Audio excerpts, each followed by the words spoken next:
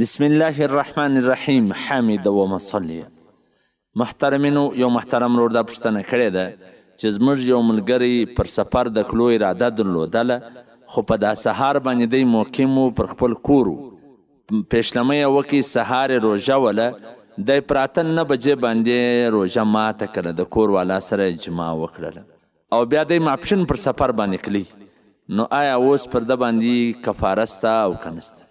محترمینو، تاسې په دې مسله ځان پوه کړئ. کم سړی که مقیم وي، دی په دا سبا په ښه اراده د سفر لري، بیا هم ده ته د روژې د ماتولو یا د نه نیولو اجازت نسته.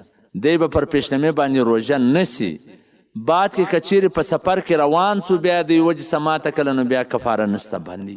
که دی پر سفر ولاړی او که چیرې دی پر کور دی در اوسله، د ده روژه ده، نیت یې کړی دی او د کور ماته کله یا جماع وکړه، دخول یې وکړي یا یو شی وخوړی، نو پر دا سړي باندې کفاره هم سته، دغه قضا هم سته، یعنی 1 روژې به دی نسی.